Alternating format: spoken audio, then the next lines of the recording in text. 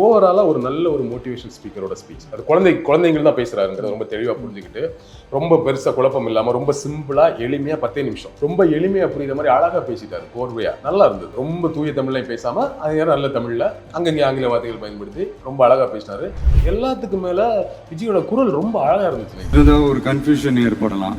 அவங்க எல்லாருக்குமே நான் சொல்லிக்கிறது என்னன்னா, இளைஞர்கள் அப்படியான பழக்கத்தை நோக்கி போறாங்க அப்படிங்கும்போது ஒரு பெற்றோரா எனக்கு ஒரு அப்பாவா எனக்கு அச்சத்தை தருது. ஒருவர் இப்போ நான் ஒரு கட்சி ஆரம்பிச்சிருக்கிறேன், இளைஞர்கள் இப்படி போறாங்களே அப்படிங்கிற அச்சத்தை தருது. அந்த 2 பாயிண்டே நான் ஒத்துக்கிறேன், அக்செப்ட் பண்ணிக்கிறேன். அப்போ நடிகர் அவங்களுக்கு அச்சத்தை தரணும்ல, அப்போ அதை பேசணும். அப்போ நடிகர் அவங்களுக்கு அச்சத்தை தரலையா, இல்லை நடிகர் அச்சத்தை தருதுன்னு சொன்னீங்கன்னா இந்த கேள்வி கேட்பீங்கன்னு தவிர்த்தீங்களான்னு கேள்வி வருது. பேர் இந்த தவறான பழக்கங்களில் ஈடுபட்டிருந்தாங்கன்னா முடிஞ்சா அவங்கள நல்வழிப்படுத்த பாருங்க. இந்த தவறான பழக்கங்களில் மட்டும் ஈடுபடாதீங்க, ஈடுபடக்கூடாது. அப்போ நல்ல தலைவர்கள் இல்லாமலா எல்லாம் இருக்கு. நல்ல தலைவர்கள் மட்டும் இல்லைன்னா அவரை தான் மீன் பண்றாரு. அடுத்தது அப்படி மழுப்பி இல்லை நான் எல்லா துறையும் சொன்னேன்னு சொல்றேன். யோசிக்காம பேசிட்டாருன்னு நினைக்கிறேன். ஸ்கிரிப்ட் எழுதினவங்க ஏதோ யோசிக்கல. நம்ம கிட்ட என்ன இல்லை அப்படின்னா, இங்க நமக்கு எது இன்னும் அதிகமா தேவைப்படுது அப்படின்னா நல்ல தலைவர்கள். அதில் என்ன ஃப்ளாஸ் இருக்கோ அதை நம்ம டிஸ்கஸ் பண்ண தானே செய்வோம். அப்போ இதுக்கு அஃபண்ட் ஆகிருக்கான்னு நினைக்கிறேன். பட் இதுக்கெல்லாம் அஃபண்ட் ஆகக்கூடாது. இதுக்கே அஃபண்ட் ஆனால் எப்படின்னு எவ்வளோ இருக்குது. நான் பர்சனல் அட்டாக் நிறைய இருக்குது, நான் அதை புரிஞ்சுக்கிறேன். நிறைய பர்சனல் அட்டாக் ஒரு பர்சனல் எல்லாம் பற்றி பேசிட்டு இருக்கிறாங்க. இவர் இப்படி இருக்கிற அரசியல் வந்து அப்படி இருக்கிறது அதெல்லாம் கனெக்ட் பண்ணி பேசுகிறாங்க. நோ, ஸோ அதனால கொஞ்சம் அஃபண்ட் ஆகிருக்கலாம். ஃபியூச்சரில் அரசியலும் ஏன் ஒரு கெரியர் ஆப்ஷனாக வரக்கூடாது, அப்படி வரணுன்றது என்னுடைய விருப்பம்.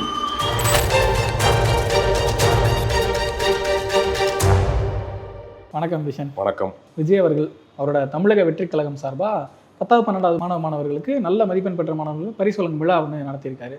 அந்த விழாவில் நடந்த விஷயங்கள், அவர் பேசின விஷயங்கள் சொல்லிட்டு எல்லாத்தையுமே டிஸ்கஸ் பண்ணலாம் அப்படின்ட்டு தான் இந்த வீடியோ. போதைப் பொருளுக்கு எதிராக அவர் பேசியிருந்த விஷயம் தான் ரொம்ப முக்கியமான விஷயம் தான். மாணவர்களுக்கு மத்தியில் அது விழிப்புணர்வு ஏற்படுத்துற மாதிரி அவர் பேசியிருந்தாருந்தா கண்டிப்பாக நம்ம வரவேற்றே ஆகணும். அதை சொல்லும்போது ஒரு பெற்றோரா, ஒரு அரசியல் இயக்கத்தோட தலைவரா அந்த விஷயம் எனக்கு அச்சுறுத்தலாக இருக்குது அப்படின்னு சொல்லியிருக்காரு. அப்படிங்கிறப்ப ஒரு இதுக்கெல்லாம் முன்னாடி ஒரு நடிகராக அவருக்கு அது அச்சுறுத்தலை கொடுக்கலையா அப்படிங்கிற ஒரு கேள்வியுமே எழுது. படங்களில் தொடர்ந்து அந்த காட்சிகள் எல்லாம் இருந்துகிட்டு இருக்கு. இப்போ வரப்போ ஒரு கோட் வரைக்குமேங்கிறப்ப அந்த கேள்வியுமே எழுதல. அதை எப்படி பார்க்குறீங்க? அதனால அதை தவிர்த்திருப்பாருன்னு நினைக்கிறேன் இல்லையா? ஒரு பெற்றோரா எனக்கு அச்சமா இருக்கு, ஒரு அரசியல் இயக்க தலைவராக எனக்கு அச்சமா இருக்கு, ஆனா நடிகராக அச்சமா இருக்கு. அப்படி ஒரு பெற்றோரா, ஒரு நடிகரா, ஒரு அரசியல் இயக்க தலைவர் அச்சமா இருக்குன்னு சொல்லிட்டா நடிகர் அச்சமா இருக்கு, அப்புறம் படத்துல குடிச்சிட்டு இருக்கேன்னு கேள்வி வரும்ல. அதனால அது வாண்டடா அந்த நடிகராங்க தவிர்த்திருக்குன்னு தான் நினைக்கிறேன். இல்லைன்னா அவர் அதை சொல்லித்தானே ஆகணும், ஒரு நடிகரும் கூட தானே. ஸோ அதை தவிர்த்திருக்காரு அப்படின்னா இந்த கேள்வி வருங்கிறதுக்காகவே தவிர்த்திருக்கிறாரு. நான் என்ன சொல்றேன், நடிகராகவும் உங்களுக்கு அச்சத்தை தர வேண்டும். குடிமகனாகவும் நீங்க அரசியல் இயக்க தலைவர்னு இல்லை, நீங்க யாரும் இல்லாம ஒரு சாதாரண குடிமகனாக இருந்தா கூட, நீங்க ஒரு பெற்றோரை இல்லாம கல்யாணம் ஆகாத நபராக இருந்தா கூட உங்களுக்கு இந்த அச்சத்தை தரணும். குழந்தை இளைஞர்கள் அப்படியான பழக்கத்தை நோக்கி போறாங்க அப்படிங்கும்போது ஒரு பெற்றோரா எனக்கு ஒரு அப்பாவா எனக்கு இந்த அச்சத்தை தருது. ஒரு இப்போ நான் ஒரு கட்சி ஆரம்பிச்சிருக்கிறேன், இளைஞர்கள் இப்படி போறாங்களே அப்படிங்கிற அச்சத்தை தருது. அந்த 2 பாயிண்டே நான் ஒத்துக்கிறேன், அக்செப்ட் பண்ணிக்கிறேன். அப்போ நடிகர் அவங்களுக்கு அச்சத்தை தரணும்ல, அப்போ அதை பேசணும். அப்போ நடிகர் அவங்களுக்கு அச்சத்தை தரலையா, இல்லை நடிகர் அச்சத்தை தருதுன்னு சொன்னீங்கன்னா இந்த கேள்வி கேட்பீங்கன்னு தவிர்த்தீங்களான்னு கேள்வி வருது. நான் என்ன சொல்றேன், நீங்க எப்படி வேணா தவிர்த்துட்டு போங்க, இப்படிதான் தவிர்த்துட்டு போயிருக்கான்னு நம்புறேன்.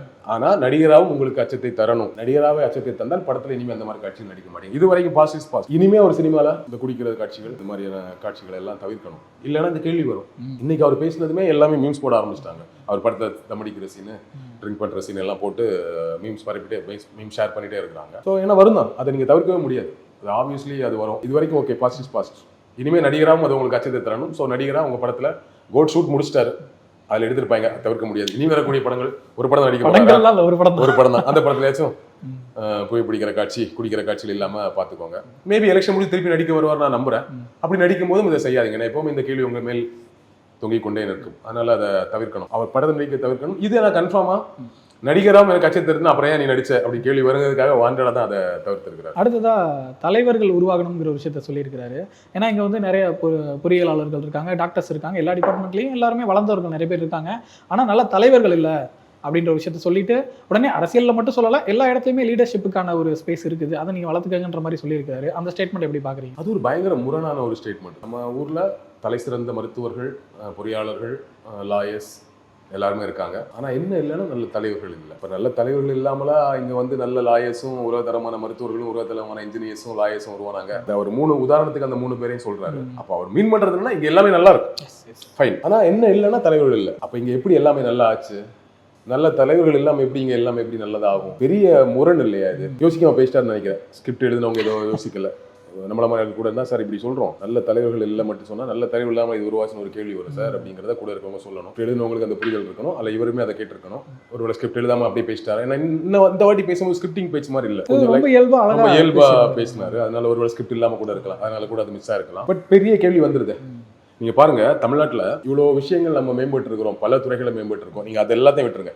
இவர் டாக்டர்ஸ் ஸ்டூடெண்ட்ஸ் கிட்ட பேசுறாரு, அதெல்லாம் டாக்டர்ஸ் இன்ஜினியர்ஸ் லாயர்ஸ்னு சொல்றாரு. தலைவர் இல்லைன்றாரு. கல்வித்துறை எடுத்துக்கலாமே, கல்வித்துறை மட்டுமே எடுத்துக்கலாம். கல்வித்துறையில எவ்வளவு சீர்திருத்தம் நடந்திருக்கு. பள்ளிக்கூடம் இல்லை, காமராஜர் ஒன்று ஆரம்பிச்சாரு. அப்புறம் திமுக வந்து கலைஞர் ஒன்று, அண்ணா ஒன்று செய்யறாரு, கலைஞர் ஒன்று செய்யறாரு, எம்ஜிஆர் ஒன்று செய்யறாரு, ஜெயலலிதா ஒன்று செய்யறாங்க இல்லையா? எப்படி இருந்த கல்வித்துறை இன்னைக்கு எப்படியோ வந்து இன்னைக்கு எவ்வளோ பெரிய, எவ்வளோ பட்டதாரிகள், எவ்வளோ என்ஜினியர்ஸ், எவ்வளோ டாக்டர்ஸ். நீ எல்லாம் இன்ஜினியரிங் வந்து இன்ஜினியரிங் டாக்டர்ஸ் இது வந்து உன்னதமான வேலை. இதெல்லாம் வந்து நாங்கள் தான், நீங்கள்லாம் கிடையாது அப்படிங்கும்போது வீட்டுக்கு ஒரு இன்ஜினியர் வருவாங்க. அது புரியாம தான், அந்த பாலிடிக்ஸ் புரியாம தான் நம்மளே பேசுவோம் இன்ஜினியரிங் படிச்சா வேலை இல்லை. அப்படிலாம் கிடையாது. இன்ஜினியரிங் படிச்சா ஒழுங்கா படிச்சவங்க வேலை இல்லை. எந்த படிப்பாக இருந்தாலும் ஒழுங்கா படிக்கலாம் வேலை இல்லை. ஒழுங்கா படிச்சா வேலை இல்லை. எக்ஸப்ஷனல் விட்டுருங்க, பெரும்பான்மை பேசுவோம். நீங்க ஒரு பிகாம் படிச்சா கூட நீங்க நல்ல தரமான படிப்பை பிடிச்சி நல்ல மார்க்கோட வெளியே வந்தீங்கன்னா உங்களுக்கு ஒரு நல்ல கம்பெனியில் வேலை கிடைக்கும். இப்போ எத்தனை பேர் டிகிரி முடிச்சு, இப்போ இன்ஜினியரிங் முடிச்சவங்க மட்டும்தான் இன்ஜினியரிங் வேலை பார்க்க வேற வேலை பார்க்குறானா? டிகிரி முடிச்சா நம்ம நல்லா அப்படி தான் வேலை பார்க்குறான். ஏன்னா அவன் அந்த படிப்பை ஸ்ட்ராங்காக படிச்சிருக்க மாட்டான். அதில் பெரிய அது ஒரு கடமையை படிச்சிருப்பான். அதே நான் தப்பு சொல்ல. ஏன்னா நம்ம ஊர்ல படிக்கிறதே பெரும்பாடு. அவன் படிக்கிறதே பெரும்பாடா இருக்கும்போது அவன் நீ கடமைக்காது படிச்சிருயா? அப்படிதான் இங்க ஆரம்பிச்சாங்க. முதல்ல நீ கடமைக்காது வாயா, அவன் வரணும்ல, அதுக்கு சாப்பாடு போடி, அப்பதான் வரதா செய்வான். சாப்பாடு கிடைக்கிறதா வருவான்னா அப்படித்தான் நம்ம கொண்டு வந்தோம். ஸ்கூல்ல முடிக்கிறான், இவனை காலேஜ் கொண்டு வரும் என்ன பண்ணலாம்? சரி, முதல் தலைமுறைக்கு வந்து ஃப்ரீயா கொடு, கன்செஷன் கொடு, அதை கொடு, இதை கொடு, எல்லாம் பண்ணு, சரி படிச்சிடறான், என்ட்ரன்ஸ் எக்ஸாம் எல்லாம் தூக்கு, அப்படி இப்படின்னு பண்ணி காலேஜ் முடிக்க வச்சிடறோம். ஸ்கூல்ல பாதியில போகாம இருந்துடணும். அப்ப என்ன பண்ணலாம்? ஸ்காலர்ஷிப், கன்செஷன், அது இது, பஸ் பாஸ், தூரமா இருக்கு நடந்து வர மாட்டான், பஸ் பாஸை கொடு, சரி சைக்கிளை கொடு, லேப்டாப்பை கொடு, கொஞ்சம் குஷியா வருவான். இப்போ எனக்கு +2 முடிச்சா லேப்டாப் கிடைக்குன்னா நான் எதுக்கு 10th வேலையை விட்டு நிப்பாட்டு போவேன்? அவனுக்கு படிப்பு பத்தின புரிதல் இல்லைன்னா கூட ஒரு எளிய மாணவன் அதுக்காக கூட வருவான். நீ எதுக்காக வேணா வா, நீ வந்துரு முதல்ல. இல்ல உண்மையிலே அது உண்மை. ஏன்னா நம்ம 11th சைக்கிள் கொடுக்குறாங்கன்றனால சைக்கிள் எவ்வளவு பேர் கனவா இருந்திருக்கு. சைக்கிளே வாங்க முடியாது எத்தனை பேர் இருந்திருப்பாங்க. இதுக்காகச்சும் நான் பாஸ் பண்ணி சைக்கிள் வாங்கணும்னு எவ்வளவு பேர் படிச்சிருந்திருப்பாங்க. நிஜமாவே கிராமப்புறங்கள் அப்படி இருக்கு. அதாவது முதல்ல நீ வந்துரு, அப்படித்தான் அவனை வர வச்சோம். அப்போ என்ன பேசுனாங்க தெரியுமா? படிக்க ஆரம்பிச்சாங்க இவங்கெல்லாம். சரி ஓகே, ஸ்கூல் வரைக்கும் படிப்பாங்க. காலேஜ்லாம் நம்ம தான், காலேஜில் அம்மா வந்துட்டாங்க, உடனே காலேஜ் எல்லாம் காலேஜ் படிக்கலாம், படிக்க பசங்க. அப்புறம் காலேஜ் வந்துட்டாங்க, இன்ஜினியரிங் டாக்டர்ஸ் லாயர்ஸ் நம்ம தான் அப்படின்னு சொன்னாங்கல்ல. பார்த்தா வீட்டுக்கு ஒரு இன்ஜினியர், வீட்டுக்கு ஒரு லாயர், தெருவுக்கு ஒரு டாக்டர்னு வந்ததும் ரொம்ப டிஸ்டர்ப் ஆயிட்டாங்க. இன்ஜினியரிங் படிச்சா வேலை இல்லை, எல்லாருமே லாயர் ஆயிட்டாங்க. டாக்டர், தரமில்லாத டாக்டர் உருவாயிட்டாங்க. நீட்டை கொண்டு ஒன்று பதறிட்டே இருப்பாங்க இல்லையா? இவ்வளோ பதறல், இவ்வளோ பிரச்சனை, இவ்வளோ பொலிட்டிக்கல் ப்ரெஷர், இவ்வளோ விஷயம் இருக்குங்க நம்ம படிச்சது நம்ம வரலாற்றுல. இப்போ இவ்வளோ ப்ரெஷரையும், இவ்வளோ பொலிட்டிக்கல் ப்ரெஷரு, இந்த சமூக ப்ரெஷர் இருக்குல்ல, இவ்வளோ ப்ரெஷருக்கு நடுவில் இங்கே இருக்கக்கூடிய திராவிட கட்சி ரெண்டும் இணைந்து நம்மளெல்லாம் படிக்க வச்சிருக்கிறாங்க. இப்போ நல்ல தலைவர்கள் இல்லாமலா? அவ்வளோ தூரம் படிச்சதுனால தான் முதல்ல ஸ்கூலை முடித்தோம், அப்புறம் டிகிரி படித்தோம், அதுக்கப்புறமா தான் நல்ல டிகிரியை நல்லபடியாக முடித்தோம். அப்புறம் முதல்ல இன்ஜினியரிங் படிக்க ஆரம்பிக்கிறோம். அப்போ ஒரு இன்ஜினியர் தான் வெளியே வர்றோம். அதுக்கு இப்போமா தான் நல்ல இன்ஜினியராக வெளியே வர்றோம். அப்படிதான் வரும், அப்படிதான் நடக்கும். இது தெரிஞ்சே தான் படிக்க வச்சோம். எங்களுக்கு தெரியுங்க, பரவாயில்ல படிக்கட்டும், ஓகே. நீ சுமாரான இன்ஜினியர் கூட வெளியே வா, வேற வேலை கூட பாரு, ஆனால் நீ இன்ஜினியர். நீ சுமாரான இன்ஜினியர், ஆனால் உன் தம்பியை நல்ல இன்ஜினியர் ஆக்கிடுவோம் நீ. ஏன்னா நீ என்னெல்லாம் தப்பு பண்ணணும் உனக்கு தெரியும். கைட் பண்றதுக்கு ஆள் இல்லாமல் இருந்தோம். ஒரு வீட்டில் அண்ணன் படிச்சிட்டாருன்னா அடுத்த தம்பி தங்கச்சிலாம் ஒரு மாதிரி படிச்சிருவாங்க தெரியுமா? ஜென்ரேஷன் போய் தான். இப்போ நான்லாம் அப்படித்தான். எங்க அம்மா அப்பா படிக்கல, எனக்கு என்ன படிக்கவே தெரியல. இன்னமும் யோசிச்சு என்னென்னவோ பண்ணி என்னவோ முட்டி மோதி வந்தா ஒன்று தேர்வுன்னு ஒன்று இருக்குல்ல. ஏன்னா அந்த ஃபர்ஸ்ட் ஜென்ரேஷனுக்கு இருக்கக்கூடிய பிரச்சனை, அது கைடன்ஸ் ஆள் இருக்காது. அப்போ அந்த ஃபர்ஸ்ட் ஜென்ரேஷனை படிக்க வச்சாங்கல்ல, அதுவே பெரிய ப்ராசஸ்ங்க. அப்போ இது நல்ல தலைவர்கள் இல்லாமல பாட்டி இருந்துட்டு போட்டோம். மதியம் அவரை படிச்சு மதியானத்துக்கு மேலே குலத்தொழில் செய்ய போங்கன்னு ஒருத்தர் சொன்னார்ல நம்ம ஊர்ல. அதுக்கு எதிராக தானே பெரியார் போராடினாரு. இப்போ பெரியாருங்கிற ஒரு அற்புதமான தலைவர் இங்கே இருந்தார்ல, காமராஜர் என்கிற ஒரு அற்புதமான தலைவர் இங்கே இருந்தார்ல, கலைஞர் என்கிற ஒரு அற்புதமான தலைவர் இங்கே இருந்தாங்கல்ல, ஜெயலலிதா என்கிற ஒரு அற்புதமான தலைவி இங்கே இருந்தாங்களே. எல்லாருமே தான், எல்லாருமே நமக்கு விமர்சனம் இருக்கு. அதெல்லாம் குறைவுங்க. நீங்க கலைஞர் மேலேயோ, எம்ஜிஆர் மேலேயோ, ஜெயலலிதா மேலே இருக்கக்கூடிய விமர்சனம் என்கிறது ஜஸ்ட் 25%. 75% அவங்களால இந்த சமூகம் பயன்பெற்று திராவிட கட்சிகள் மேலே நமக்கு விமர்சனம் இருக்கு. அதுவும் 25% தான். 75% திராவிட கட்சிகளால் தமிழகம் மேம்பட்டு இருக்கு. குறிப்பா இவர் பேசக்கூடிய கல்வித்துறையில இவ்வளவு மேம்பாடு நடந்திருக்கு. அதனாலதான் அவ்வளவு விஷயம் நடந்திருக்கு. அப்ப நல்ல தலைவர்கள் இல்லாமலா? எல்லாம் இருக்கு. நல்ல தலைவர்கள் மட்டும் இல்லைன்னா பெரிய கேள்விக்குறி இல்லை. சரி, நல்ல தலைவர்கள் இல்லை, அவரை தான் மீன் பண்றாரு. அடுத்தது அப்படி மழுப்பி இல்லை நான் எல்லா துறையும் சொன்னேன்னு சொல்றாரு. இனிமேல் நீங்க நல்ல தலைவராக வந்துட்டீங்கன்னா என்ன பண்ணுவீங்க? ஏற்கனவே ஃபர்ஸ்ட் ஒரு மேடையில் அந்த ஏதோ ஒரு ஆடியோ லான்ச்ல பேசினப்போ, உங்களோட அரசியலுக்கு வந்தா கட்சியில ஆரம்பிக்கல, எல்லோருக்கும் கல்வி. நம்ம ஊர்ல எல்லாரும் கல்வி இருக்குங்க. என்ன புது பொருளியா இருக்கு? எல்லாரும் கல்வி இருக்கு. யாருக்கு கல்வி இல்லை? எல்லாரும் கல்வி இருக்கு. எல்லாரும் கல்வி இருக்கு. அவனை பாதியில போயிடாதே, அவன் எப்படியாச்சும் படிக்க வைக்கணும், படிச்சு முடிச்சா அவனை காலேஜ் வர வைக்கணுங்கிற பாடுபட்டு படிக்க வச்சுட்டு இருக்கிறோம். இன்னைக்கு வந்து இல்லம் தேடி கல்வி இருக்கு, அதுல கேள்விகள் இருக்கு, சந்தேகங்கள் இருக்குங்கிறது ஃபைன். பட் ஏதோ ஒரு செயல்பாடு இங்கே நடந்துட்டு டிஜிட்டல் கிளாஸ் ரூம்ஸா வந்து அரசு பள்ளிக்கூடங்கள் மாறிட்டு இருக்கு. எவ்வளவு பின்தங்கி இருந்த அரசு பள்ளி நம்ம படிக்கும்போது எப்படி இருந்துச்சு, இன்னைக்கு எவ்வளவு டெவலப் ஆயிடுச்சு. காலை உணவு, மதிய உணவு எல்லாமே இன்னும் ஈவினிங் உணவு வரப்போகுது, வாரத்துக்கு 2 நாள் பிரியாணி வரப்போகுது, சிக்கன் பிரியாணி வரப்போகுது, மட்டன் பிரியாணி வரப்போகுது, ஃப்ரிட்ஜ், ஏசி எல்லாம் வந்துட்டு இருக்கு. ஸ்கூலுக்கு போறதே ஒரு ஜாலியான ப்ராசஸா மாத்திட்டு இருக்காங்க குழந்தைகளுக்கு.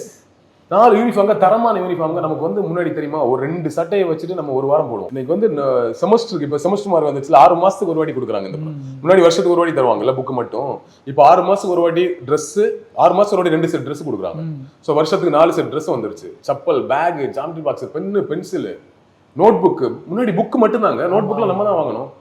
எவ்வளவு விஷயத்த பண்ணிட்டு இருக்காங்க. அப்ப எல்லோருக்கும் கல்வின்னு பேசிட்டு இருக்கீங்க, அப்டேட் பண்றதுதான் பேச முடியும். அதனால அவர் அந்த கல்வித்துறைக்குள்ள உட்கார்ந்துட்டு தலைவர்கள் தான் வேணும் அப்படிங்கிறது வந்து ரொம்ப அபத்தமான பேச்சு, புரிதல் இல்லாம அப்படி பேசிட்டு ஒரு ஃப்ளோல பேசிட்டாரு. அதை உட்காந்து யோசிப்பாருன்னு நினைக்கிறேன். அடுத்ததா ஸ்கூல் முடிச்சிட்டீங்க, அடுத்து கரியர் என்ன சூஸ் பண்ணணும், எந்த துறையில் போகணுங்கிற விஷயங்கள்லாம் பேசினாரு. கரியர் கைடன்ஸ் அப்படிங்கிற வகையில் ஒரு நல்ல ஸ்பீச் தான், நல்லாவே பேசியிருந்தாரு. அதில் அரசியலும் நீங்கள் ஒரு துறையாக தேர்ந்தெடுக்கணும், அரசியலுக்கும் ஒரு ஸ்கோப் இருக்குது அப்படிங்கிற மாதிரிலாம் பேசியிருந்தாரு. மாணவர்கள்ட்ட அந்த மாதிரி பேசுறதுன்றது ஓரளவுக்கு நல்ல விஷயம் தான். மோரோவர் இவரோட பொலிட்டிக்கல் மைலேஜ்க்காக அதை பேசுறாரு அப்படின்னு பார்க்கலாமா? ஓவராலா ஒரு நல்ல ஒரு மோட்டிவேஷன் ஸ்பீக்கரோட ஸ்பீச். அது குழந்தைங்க தான் பேசுறாருங்கிறத ரொம்ப தெளிவாக புரிஞ்சுக்கிட்டு, ரொம்ப பெருசாக குழப்பம் இல்லாமல், ரொம்ப சிம்பிளா எளிமையாக 10 நிமிஷம், ரொம்ப லென்த்து இல்லாமல் சிம்பிளா ஒவ்வொரு பாயிண்டா அழகா அடுக்கி ரொம்ப எளிமையா புரியுற மாதிரி அழகா பேசிட்டாரு. கோர்வையா நல்லா இருந்தது. ரொம்ப தூய தமிழ்லையும் பேசாம அது நல்ல தமிழ்ல அங்கங்கே ஆங்கில வார்த்தைகள் பயன்படுத்தி ரொம்ப அழகா பேசினாரு. எல்லாத்துக்கும் மேல விஜயோட குரல் ரொம்ப அழகா இருந்துச்சு. எனக்கு கேட்கறதுக்கு ஹெட்செட் நல்லா இருக்குல்ல வாய்ஸ், அவரோட வாய்ஸ் அப்படிங்கிற மாதிரி இருந்தது. ரொம்ப அழகா இருந்தது.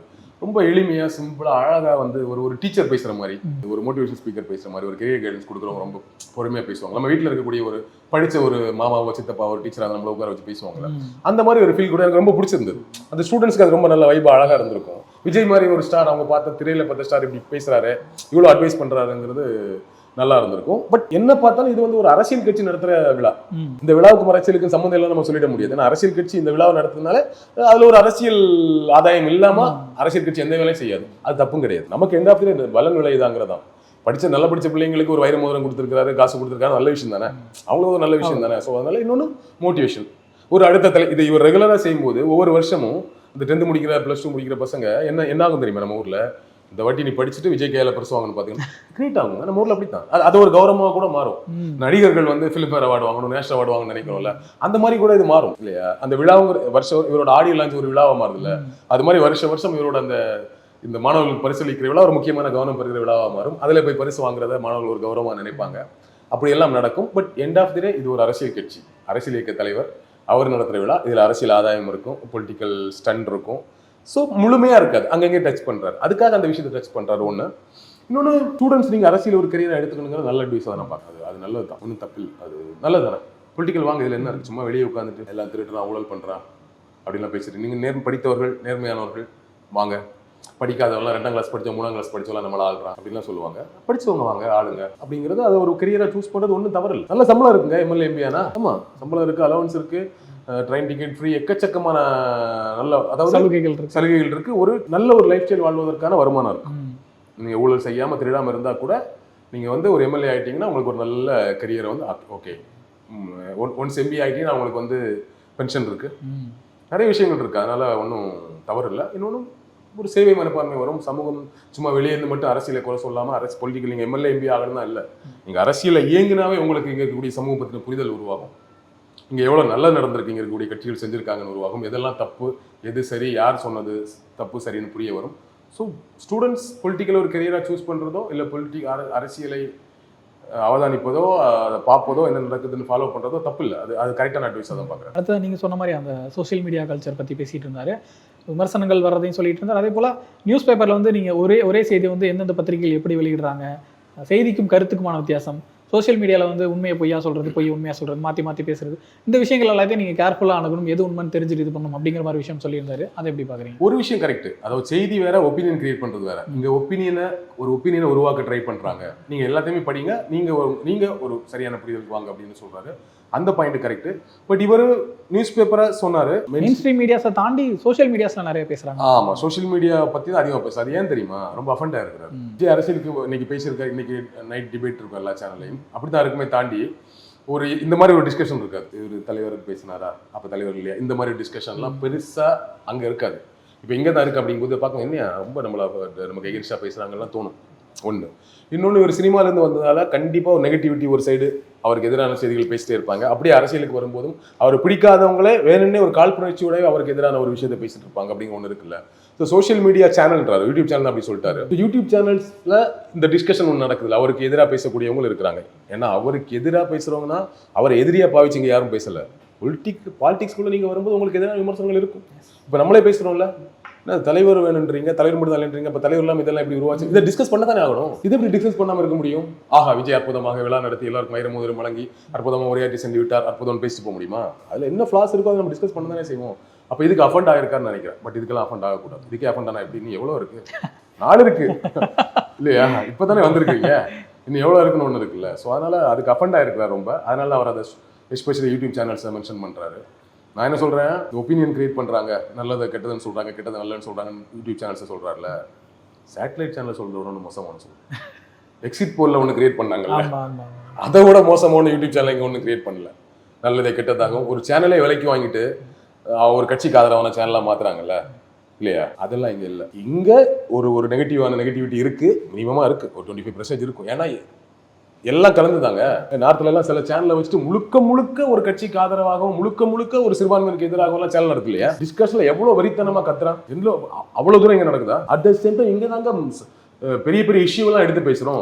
எளிதாக இப்ப சேட்டலைட் சேனல் மட்டுமே, நியூஸ் பேப்பர் மட்டுமே இருக்கக்கூடிய காலகட்டத்தில் வெறும் செய்தியா, ஒரு பக்க செய்தியாகவோ ஒரு நாள் நியூஸாவோ கடந்து போக வேண்டிய விஷயத்த அதை ஒரு டிஸ்கஷனா மாத்தி, விவாதமா மாத்தி அதுக்கு ஒரு சொல்யூஷன் கொண்டு வர அளவுக்கு வந்ததுக்கு காரணம் இந்த யூடியூப் சேனல்ஸ் தான். அப்புறம் எப்படி நீங்க குறை சொல்லுவீங்க?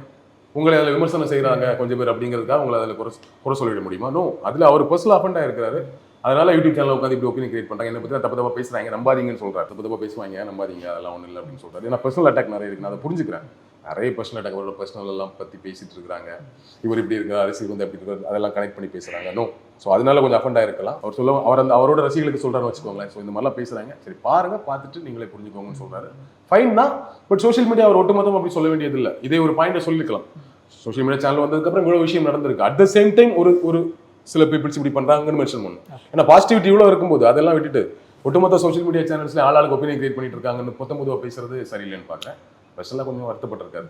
அதாவது யூடியூப் சேனல்ஸ் அதிகமானதுக்கப்புறம் எல்லா விதமான கருத்துக்களுக்கும் ஸ்பேஸ் இங்கே கிடைச்சிருக்குது. அப்படிங்கிறப்ப தவறான கருத்துக்களும் உள்ள வரதுக்கான வாய்ப்பு கொஞ்சம் அதிகமாக. அவ்வளோதானே தவிர்த்து மற்றபடி நம்ம அதை அப்படி ஒன்றும் பாயிண்ட் அவுட் பண்ணி குறை சொல்ல தேவையில்லை. ஆமாம். சரி, இங்கே ஒரு வெகு சில பேர் தான் ஒரு கட்சிட்டு ஃபண்டு வாங்கி சேனல் எடுத்துட்டு இருக்காங்க. மற்றபடி பெரும்பான்மையான பேர்கள் இங்கே இருக்கக்கூடிய குறிப்பாக திராவிடம் பற்றி கம்யூனிசம் பேசிட்டு தொடர்ந்து பேசிட்டு இருக்காங்களே, அவங்களுக்கெல்லாம் ஒரு காசும் கிடையாது. அவன் கை காசை போட்டு சேனல் நடத்திட்டு கூப்பிட்டு இருக்கான். கூலிக்கு மாரடிக்கிற கூட்டம் கூட கிடையாது, கூலியே கிடையாது. அவன் ஒரு சித்தாந்தத்தை நம்புறான், இங்கே இந்த சித்தாந்தம் வேணும்னு நம்புறான், மேலிருந்து வடக்கிலிருந்து வரக்கூடிய சித்தாந்தம் தமிழகத்துக்கு நல்லதுன்னு உறுதியாக நம்புறான். அதனால அதுக்கு எங்கேஸ்டாக பேசுறான். அதுக்காக இங்கேருந்து காசு வாங்கிட்டு பேசலாம். அப்படிதான் பெரும்பான்மையினர் இருக்கிறாங்க. அதனால இந்த காசு வாங்கிட்டு வந்து ஒப்பீனியன் கிரியேட் பண்றதோ இல்லை வேணும்னே ஒரு ஒப்பீனியன் கிரியேட் பண்றோ கல்ச்சர் இங்கே பெரும்பான்மை இல்லை. அது ரொம்ப மினிமமாக இருக்கு. நீங்க சொன்ன மாதிரி நிறைய பேர் பண்ணும்போது நெகட்டிவிட்டி கொஞ்சம் நடக்க தான் செய்யும். அதை எப்படி தவிர்க்க முடியும்? இன்னொன்று, நீங்க ஒரு பப்ளிக் ஃபிகர், நீங்க வந்து பப்ளிக் ஃபிகரா இருக்கும் போதே உங்க மேல ஒரு நெகட்டிவிட்டி ஸ்ப்ரெட் பண்ணுவாங்க. நீங்க பொது வாழ்க்கைக்கு வரும்போது ஆப்வியஸ்லி அதை பேசுவாங்க. இது யாரோ ஒருத்தர் இப்போ நடத்திட்டு போறாரு, ஒரு NGO இன்னைக்கு இப்படி விழா நடத்த நம்ம அதை டிஸ்கஸ் பண்ண போறோம் இல்லையா? ஸோ அதனால இதுக்கு அவர் அஃபண்ட் ஆகக்கூடாது. அடுத்ததான் அந்த போதைப் பொருள் பற்றி பேசும்போது கள்ளச்சாராயம் இஷ்யூ கொஞ்சம் மென்ஷன் பண்ணுற மாதிரி விஷயம் சொன்னார். இந்த மாதிரி போதைப் பொருளுக்கு அடிமையாக இவ்வளோ பேர் நம்ம பாதிப்புகள் ஏற்படுத்திட்டு இருக்கோம்.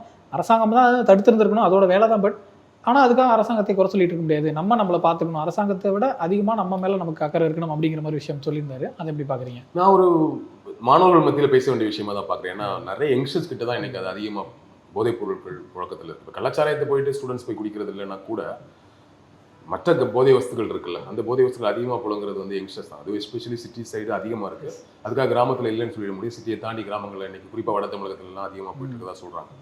அப்படி இருக்கும்போது இவரை ஃபாலோ பண்ணக்கூடிய அந்த மாணவர்கள்கிட்ட அவர் பேசுறது ரைட்டான விஷயம் தான். இதில் தானே பேசினார் பெற்றோர் ஆச்சப்படுறங்கிறது.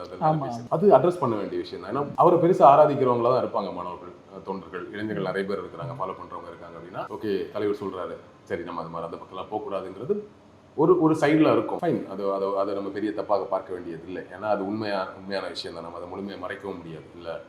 அப்போ இங்கெல்லாம் அப்படி கிடையாது. ஒரு வேணும்னு பேசுகிறாரு, வேணும்னு கிளப்பி கூட நம்ம சொல்ல முடியாது இல்லை. நம்மளே பார்க்குறோம், கண் கூட நிறைய இடங்களில் பார்க்குறோம்.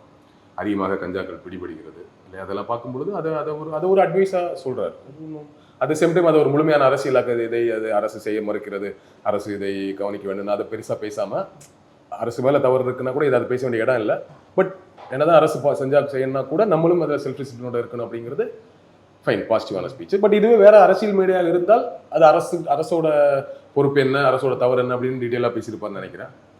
அப்படி டீட்டெயிலாக பேசும்போது அது முழுக்க அது அரசியல் சம்மந்தப்பட்ட டீட்டெயிலாக பேசும்போது நம்ம வந்து டேட்டாலாம் எடுத்து போட்டு மற்ற மாநிலத்தில் என்ன, இங்கே இப்படி என்னது நம்ம ஒரு டீட்டெயிலாக நம்ம பேசலாம். அவர் என்ன பேசுகிறாங்கிறத புரிய வச்சு. பட் மற்ற மாநிலத்தில் அதிகமாக இருக்குது, இங்கே தான் கம்மியாக இருக்குன்னா கூட அதை நம்ம நியாயப்படுத்தி பேச முடியாது. இந்த விஷயத்தை பொறுத்த வரைக்கும் நீங்கள் அது மினிமமாக இருந்தால் கூட எக்ஸப்ஷனில் பேசக்கூடாதுன்னு சொல்லுவோம் இல்லையா பொதுவாக. இதெல்லாம் எக்ஸப்ஷனில் பேசாமல் இருக்கவும் முடியாது. இது எக்ஸப்ஷனாக இருந்தாலும் இருக்கக்கூடாது அப்படிங்கிற விஷயம் இல்லையா. அதுவும் குறிப்பாக இளைஞர்கள் மத்தியில். அதனால அதை பேசுனது ஒரு பெரிய விஷயம் இல்லை. இன்னொன்று அதையும் தாண்டி இந்த மாதிரியான ஒரு இளைஞர்கள் இருக்கக்கூடிய இடத்துல மாணவர்களுக்கு கொடுத்து அது பேச வேண்டியது ரொம்ப அவசியமான விஷயமா தான். இந்த மாதிரி போதைப் பொருள் பற்றின அவேர்னஸாக இருக்கட்டும், செல்ஃப் டிசிப்ளின் பற்றி அவர் சொன்ன விஷயங்களாக இருக்கட்டும், கரியர் கைடன்ஸ்க்காக அவர் சொன்ன விஷயங்களாக இருக்கட்டும், ஓரளவுக்கு எல்லாமே அப்ரிஷியேட் பண்ண வேண்டிய விஷயங்கள் தான். இந்த மாதிரி நிகழ்ச்சிகள் இருக்குல்ல, மாணவர்களுக்கு பரிசு கொடுக்குறது, இது வந்து அவரோட அரசியல் பயணத்துக்கு எந்த அளவுக்கு ஹெல்ப்ஃபுல்லாக இருக்கும்னு நினைக்கிறீங்க? இது ஒரு கட்சி ஆரம்பிக்கிறதுக்கு முன்னாடி, இப்போ எலெக்ஷனுக்கு நேரடியாக போட்டியிடுவதற்கு முன்னாடி இது ஒரு சின்ன ஒரு இம்பாக்ட் கிரியேட் பண்ணுற விஷயங்கள். மற்றபடி இது ஒரு என்ஜிஓ பாலிடிக்ஸ் தான். இது ஒரு என்ஜிஓ செய்யக்கூடிய விஷயம் தான். இப்போ எப்படி அகரம் ஃபவுண்டேஷன் மூலமாக அவர் ஒரு அமைப்பை வச்சுட்டு, ஒரு ஃபவுண்டேஷன் வச்சுட்டு அவர் எவ்வளோ பெரிய விஷயங்கள் பண்ணுறாரு இல்லையா. இது அதை கம்பேர் பண்ண இதெல்லாம் ஒரு பெரிய விஷயமே கிடையாது. அவர் செய்யக்கூடிய விஷயம் ரொம்ப மிகப்பெரிய விஷயத்த பல லட்சம் மாணவர்களை படிக்க வச்சு தொடர்ச்சி அது ஒரு பெரிய செயல்பாடாக, ஒரு இயக்கமாக, ஒரு அமைப்பாக இருந்த அந்த செயல்பாடு நடந்துட்டு இருக்கும்போது இது வருஷத்துக்கு ஒரு வாட்டி ஃபர்ஸ்ட் ப்ரைஸ் வாங்குறவங்களை வந்து ப்ரைஸ் கொடுக்குறதுங்கிறது ரொம்ப சின்ன செயல்பாடு. இவர் விஜய் காசு இருக்கு அப்படிங்கிறத தமிழ்நாடு முழுக்க செய்கிறாரு. நிறைய பேர் ஒவ்வொரு டிஸ்ட்ரிக்ட்ல செஞ்சுட்டு போய் நாங்களே எங்கள் டிஸ்ட்ரிக்ட்ல செஞ்சுருக்கோம். முன்னாடி எங்கள் ஊரில் அதிக மார்க் எடுத்தவங்களுக்கெல்லாம் நாங்கள் பண்ணியிருக்கிறோம். இல்லை வேற அமைப்பு பண்ணும்போது அதில் போய் பங்கெடுத்துருக்கிறோம். இது ஒரு ஊர் வாரியாக, மாவட்ட வாரியாக சின்ன என்ஜிஓக்கள் செய்கிற விஷயம் தான். அதே என்ஜிஓ பாலிடிக்ஸ் இது கொஞ்சம் பெருசு தமிழக அளவில் பண்ணுறது. ஏன்னா விஜய் கட்சி சார்பாக பண்ணுறது அப்படிங்கிறதுனால இது ஒரு பொலிட்டிக்கலுக்கு ஒரு பெரிய மைலேஜ். இது வந்து வா ஒரு பொலிட்டிஷியன் என்ன அப்படிலாம் ஒன்றும் கிடையாது. அப்படி ஒரு இம்பாக்ட்லாம் கிரியேட் பண்ணாது. அவர் ஏன் அதை சூஸ் பண்ணியிருக்காரு அப்படின்னு நான் பார்க்குறேன்னா, அவரோட ஓட்டர்ஸ் அங்கே தான் இருக்காங்க. அவெல்லாம் இன்னைக்கு ஒரு 10 வயசுலேருந்து இருக்கிறான். 10 வயசுக்கு கீழே குழந்தைங்களை விட்டுருவோம். அங்கேருந்து இருக்குன்னு வச்சு அங்கேயே இருக்க குழந்தை, குட்டி குழந்தைகள் இருக்கு. பட் எனிவேஸ் 10 வயசுக்கு மேலேருந்து அவன் வந்து விஜய் ரசிக்க ஆரம்பிச்சு ஃபேனாக வந்துட்டே இருக்கிறான்ல. அப்போ 10 to 10 18 வயசு வரைக்கும் அவரோட ஃபேன்ஸ் இருக்கிறான். அவர் இப்போவே அதை அட்ரஸ் பண்ணும்போது தொடர்ச்சியாக ஒவ்வொரு தலைமுறையாக அடுத்தடுத்த தலைமுறை வரக்கூடிய ஒரு வருஷம் வரக்கூடிய இளைஞர்கள் இதை ஃபாலோ பண்ணிட்டே இருப்பாங்க. ஆல்ரெடி இங்கே இருக்கக்கூடிய திமுக ஓட்டை, அதிமுக ஓட்டெல்லாம் பெருசாக பிரிச்சிட முடியாது. புதுசாக வரக்கூடிய ஓட்டுகளை அடுத்த தலைமுறை, இன்னைக்கு இருக்க தலைமுறை ஓட்டு மட்டும் இல்லை, அடுத்தடுத்து வரக்கூடிய தலைமுறை ஓட்டுகளே தன்னுடைய ஓட்டா மாற்றணும் அப்படிங்கிறதுக்காக இந்த வேலையை செய்கிறதா நான் பார்க்குறேன். அடுத்தடுத்த தலைமுறை ஓட்டுகளை நமக்கான வாக்குகளாக, முழுமையாக நமக்கான வாக்குகளாக மாற்றணும் அப்படின்னா இது மட்டுமே போதும். இன்னும் மீடியமாக செயல்படும். எப்படி அவர் ஒரு ஃபவுண்டேஷன் வச்சு நிறைய பேர் படிச்சு வந்து நிறைய பேர் எப்படி கஷ்டப்பட்டோ எப்படியே படிச்சு வர்றவங்களோ ஜெயிக்கிறவங்களை மட்டும் ப்ரைஸ் கொடுக்குறீங்க. படிக்க வைக்கிற வேலையும் செய்யும். அகரம் ஃபவுண்டேஷன் எப்படி செய்தோ, சூர்யா எப்படி செய்கிறாரோ அது மாதிரி படிக்க வைக்கிற வேலையை நீங்கள் இன்னும் எஃபெக்டிவாக செய்யட்டுமே. அவர் ஒரு 10 லட்சம் பேர் படிக்க வைக்கிறார் அப்படின்னா அவர் செஞ்சது நம்மளே செய்யணும்னா ஒரி பண்ண வேண்டியதில்லை. எல்லாரும் நீங்கள் ஒரு 10 லட்சம் பேர் படிக்க வைங்க, இதில் என்ன இருக்குது. அதனால அதுதான் அவருக்கு நோக்கமாக இருந்தால் இது ரொம்ப சின்ன செயல்பாடு. இது ஒரு 2% ஹெல்ப் பண்ணும். ஒரு 3% தான் இம்பாக்ட் தான் அது கிரியேட் பண்ணும். அது நீங்கள் இன்னும் பெருசாக செய்யலாம். அந்த அவங்களை மொத்தமாக அவங்களோட வாக்காளர்களை மாற்றுவதற்கு ஒரு பையனை நீங்கள் படிக்க வச்சிட்டிங்கன்னா அவனோட வாக்கு மட்டும் உங்களுக்கு இல்லை, அந்த குடும்பத்தோட வாக்கே உங்களுக்கு அப்படிங்கிறத மைண்டில் வச்சுட்டு இன்னும் கல்வித்துறை சார்ந்து இன்னும் நிறைய விஷயங்கள் பண்ணலாம். நான் என்ன சொல்கிறேன், இப்போ தமிழகத்தில் அரசு பள்ளிக்கூடங்கள் முன்னோட தரம் அதிகமாக இருக்குன்னு சொல்கிறோம். ஆனால் எக்ஸப்ஷனில் அங்கங்கே சில பிரச்சனைகள் இருக்குது. சில பள்ளிக்கூடங்களில் ஒரு நல்ல கழிவறைகள் சரியில்லாமல் இருக்குது, சின்ன வசதிகள்லாம் இல்லாமல் இருக்கும். இப்போ சில பேர் என்ன பண்ணுவாங்கன்னா பக்கத்து ஊரில் இருக்கிற வசதி அவங்க கிட்ட டொனேஷன் வாங்கி சில விஷயங்கள் செய்வாங்க. இப்படிலாம் இருக்குல்ல, எல்லாத்தையுமே அரசு செஞ்சிட முடியாது. எப்படியுமே அரசு செய்யும்போது என்ன திட்டங்கள் செஞ்சாலும் இந்த மாதிரியான உதவிகள் தேவை. வெளியே இருக்கக்கூடிய என்ஜிஓக்களோட உதவிகளோ மற்றவர்கள் தேவை. நான் என்ன சொல்கிறேன், நீங்கள் அரசோட சேர்ந்து கூட ஒரு கான்ட்ரிபியூஷன் அரசு பள்ளிகளை நீங்கள் தேர்ந்தெடுத்து தமிழ்நாட்டில் இருக்கக்கூடிய பின்தங்கி இருக்கக்கூடிய எங்கெல்லாம் கிராமப்புறங்களில் ரொம்ப இன்டீரியர் இருக்கக்கூடிய பள்ளிக்கூடங்களை தேர்ந்தெடுத்து அதை டெவலப் பண்ணுறதுக்கான கான்ட்ரிபியூஷன் பண்ணுங்க. நீங்கள் என்ன பண்ணலாம், கல்வி ரீதியாக நீங்கள் பண்ண நினச்சா எல்லோருக்கும் கல்விங்கிறது அபத்தமான வாதம். கல்வித்துறையில் நிறைய நல்ல விஷயம் நடந்திருக்கு. பட் இன்னும் குறைகள் இருக்குது. அதை களைகிறதுக்கு நான் என்னோட கான்ட்ரிபியூஷனாக நான் வருஷத்துக்கு 5 கோடி ரூபாய் அரசுக்கு கொடுக்குறேன். இல்லை நானே நேரடியாக 100 பள்ளிக்கூடங்களை தத்தெடுக்கிறேன். எவ்வளோ பண்ணலாம்ல. ஸோ அந்த மாதிரி எக்கச்சக்கமான ஐடியாஸ் இருக்குது. இந்த ஐடியாக்கள்லாம் பண்ணால் தொடர்ந்து வேலை செஞ்சால் பின்னணியில் அந்த குடும்பமே இவரோட வாக்காளர்களாக மாறும், அந்த மாணவர்களோட வாக்காளர்களாக மாறுவாங்க. அந்த மாதிரி இன்னும் வேற ஆங்கிளில் பலதரப்பட்ட வேலைகளை மாணவர்களுக்கு செய்யலாம். இது ஒன்றும் இது அப்படியே உடனே வாக்கா மாதிரி அப்படிலாம் இது ரொம்ப மினிமம் பர்சன்டேஜ் தானே. எத்தனை மாணவர்கள் வந்து பரிசு வாங்கிட்டு போகிறாங்க, ரொம்ப மினிமம் பர்சன்டேஜ். இது ஒரு சின்ன ஒரு அரசியல் நகர்வுன்னு சொல்ல முடியாது. ஒரு அரசியல் ரீதியான ஒரு அணுகுமுறை. ஒரு ஓகே இப்படி ஒன்று விஜய் பண்ணிட்டு இருக்கிறாரு அப்படிங்கிறத ரெஜிஸ்டர் பண்ணிட்டு நம்ம கட்சி வச்சிருக்கோம் இல்லையா. நம்ம ஆரம்பிச்சு தீவிர அரசியலுக்குள்ள வர்ற வரைக்கும் வர்றதுக்கு முன்னாடி நம்மளோட செயல்பாடுகள் என்ன அப்படின்னா இப்படி ஒரு செயல்பாடு ஆரம்பிச்சிருக்காரு. இனி வேற துறைகளில் வருவாருன்னு நினைக்கிறேன். பார்ப்போம் வேற துறைகளில் என்ன மாதிரி நகர்களோட இருக்காருன்றதை அவரோட செயல்பாடுகள் வச்சு தான் நம்ம புரிஞ்சுக்க முடியும். அந்த மாதிரி விஷயங்கள் நடக்கும்போது அதை பற்றியும் டீட்டெயிலாக பேசலாம். நேரத்துக்கு நன்றி.